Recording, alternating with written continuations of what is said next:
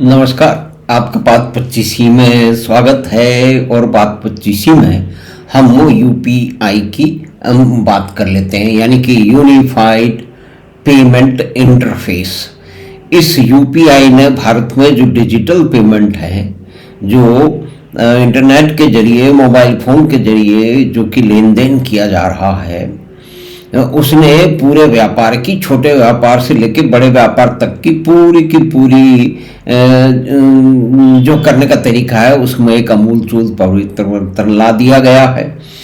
और ये कहते हैं कि इसने करीब 5 से 6 लाख करोड़ की पिछले 5 6 7 साल में पुराने सिस्टम से अगर कंपेयर करें तो उसने उसकी सेविंग्स की है, जो कि इकोनॉमी में आई है, अलग अलग क्षेत्र के जो लोग हैं उसमें आई है। लेकिन इसकी जब शुरुआत हुई थी तब क्या कहा जा रहा था, 2070 में एक हार्वर्ड में पढ़े हुए बहुत बड़े मंत्री रह चुके, बहुत बड़े वकील, एमबीए, पता नहीं क्या क्या किया, वित्त मंत्री, यानी कि जो देश का वित्त मंत्री लगा, श्रीमान पी चिदम्बरम, बहुत बड़ी जो है वो अमीर फैमिली से, पढ़ी लिखी फैमिली से, करीब करीब राजाओं जैसी फैमिली से आते हैं। विदेश में उन्होंने शिक्षा ग्रहण की है, देश में महत्वपूर्ण पदों पर रहे हैं, वित्त मंत्री तो रहे ही हैं। वो कह रहे थे कि ये सब कुछ नहीं होगा, ये डिजिटल पेमेंट एक छलावा है।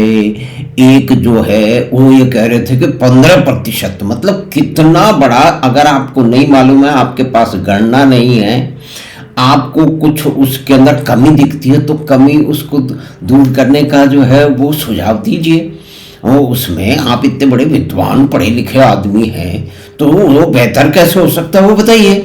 लेकिन इनको तो कोई, हम जो करें वो ही ठीक है, कोई दूसरा करे वो तो सही नहीं है।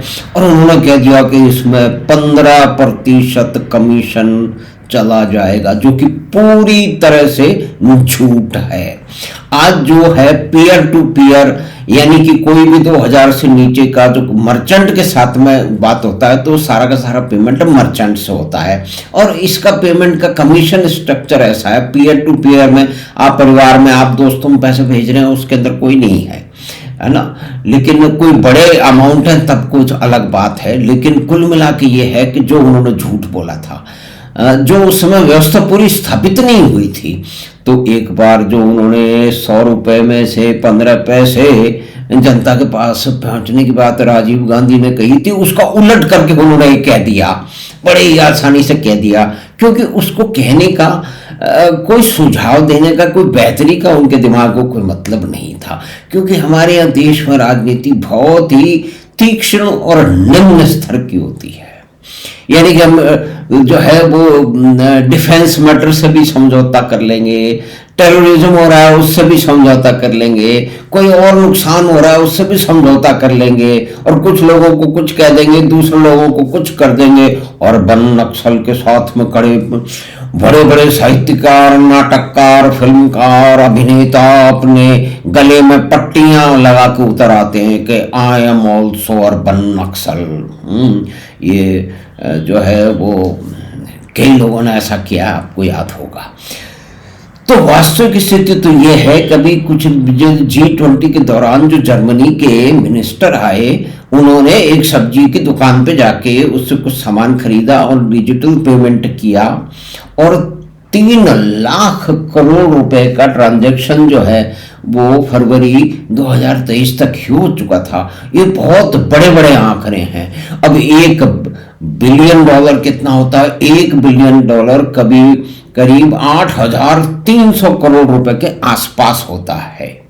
यानी कि देखिए, सुगमता से काम हो रहा है। और एक और हमारे देश के कथावाचक, यानी कि कथावाचक नहीं है वो, जो है ना डर के कथावाचक, जो लोगों को डराने का काम करते हैं, भय के कथावाचक, भयभीत करने वाले जो है वो कहानीकार श्रीमान रवीश कुमार, उन्होंने तो बड़े ही ड्रामेटिक अंदाज में कहा कि जो है वो उसको कैसे कोई लेगा, कैसे चला जाएगा।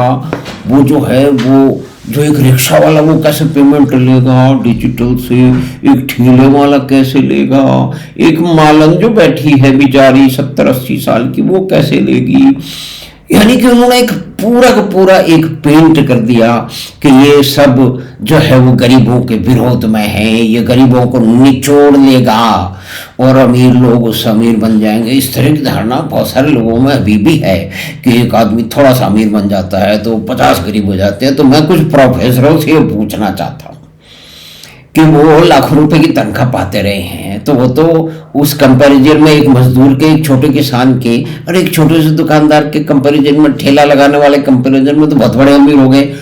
तो उनके अमीर होने से कितने लोग गरीब हुए, यानी कि इस तरह का बात है। चलिए हम हाथ से पटक रहे हैं। कुल मिला के बात यह है कि एक राजनीतिक नैरेटिव के लिए, उस कहानी को गढ़ने के लिए कुछ भी झूठ बोल दिया जाता है। आपके पास तथ्य हैं और नहीं हैं, और मुख्य बात यह है कि देश में महत्वपूर्ण पदों पर रहे हुए लोग, जिम्मेदार लोग, वो इस तरह का झूठ बोलते हैं क्योंकि वो ऐसा समझते हैं कि इससे हमें कोई राजनीतिक फायदे होंगे, हम जनता में किसी की छवि बना देंगे और किसी की बिगाड़ देंगे। तो इसी में मीडिया का बहुत बड़ा रोल होता है। और ये भैंसा गाड़ी वाले पत्रकार महोदय हैं और श्रीमान रवीश कुमार हैं, ये तो हमेशा ही इस तरह की बात करते रहते हैं। ये तो इस तरह की, देखिए इस नैरेटिव में ये भी आप समझिए कि भाई जवाहरलाल नेहरू यूनिवर्सिटी की एक विदुषी कन्या ने कभी एक जो है वो महत्वपूर्ण जो है वो बात बोल दी, बहुत ही विचित्र बात बोल दी। उसको सभी वामपंथी ले उड़े और उस लड़की को लेखक बना डाला। उसकी किताब का विमोचन यहाँ जयपुर लिटरेचर फेस्टिवल में हुआ। उस लड़की ने सिर्फ इतना महान एक वाक्य बोला था कि Pakistan didn't kill my dad, war did. तो इसी तरह से ये जो हमारे रवीश बाबू हैं, उन्होंने कहा Taliban didn't kill Danish Qureshi, the bullet did. तो ये आप देखिए कि कितने बड़े उसको, सच को ये तोड़ मरोड़ के पेश करते हैं। और ये इनके सारे के सारे नैरेटिव, कहानी हमेशा राजनीति से शुरू होती है। तो ये एक डिजिटल सक्सेस स्टोरी भारत की अर्थव्यवस्था के लिए बेहतर रही है। भारत में सुगमता से ये पेमेंट हुए हैं और उससे बचाव हुआ है, सब पूरी इकोनॉमी में सेविंग्स हुई हैं। लेकिन हमारे जो दो महान, एक जो वित्त मंत्री रह चुके हैं, ऑक्सफोर्ड वगैरह में पढ़ चुके हैं और सभी कुछ जानते हैं, वो कहते हैं कि नहीं चलेगा। और वो बोल रहे थे कि इसमें 15% तो लोग खा जाएंगे, यानी कि बीच का जो वो है। जबकि वास्तविकता तो ये पता है कि भाई ये कोई 0.5 से शुरू होता है और 1.1 के आसपास होता है, और ज़्यादातर 2000 से अधिक की संख्या पे है, और वो मर्चेंट को देना होता है।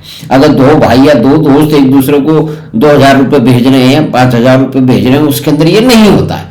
लेकिन हमारे देश की राजनीति बड़ी ही निकृष्ट किस्म की है। इसके अंदर कुछ लोग बड़े परेशान हैं कि ये प्रजातंत्र की बातें जो वो जरूर करते हैं, लेकिन हमेशा एक झूठ का प्रपंच घड़ते जाते हैं। और अगर आजकल की बात की जाए तो एक तेज तर्रार अंग्रेजी दांव सांसद ने, जो कि देश की बहुत ही प्रोग्रेसिव जो है राज्य से आती हैं, प्रोग्रेसिव सबके ऊपर है, यानी कि जहाँ से नक्सलबाड़ी का आंदोलन शुरू हुआ उसने देश में क्रांति का सूत्रपात किया। वैसे वो क्रांति अभी तक आई नहीं, वो एक अलग बात है, लेकिन उनके बचाव में सब उतर आए हैं। वो सामने सामने है कि वो एक व्यापारी को फायदा पहुंचाने के लिए उसको साथ में अपना पासवर्ड जो है वो शेयर कर रही हैं, उससे मदद ले रही हैं, उससे पैसा ले रही हैं, और इसका भांडा फूट चुका है। लेकिन एक कमाल की बात है कि ये सब हमारे इस देश में चलता रहता है। तो हमें आशा है कि बातचीत आपको पसंद आई होगी। तो आप चैनल बात 25 को सब्सक्राइब करें और लिंक अपने मित्रों परिवार के साथ साझा करें। हम आपसे शीघ्र ही मिलेंगे बात 25 की अगली बात में। धन्यवाद, नमस्कार।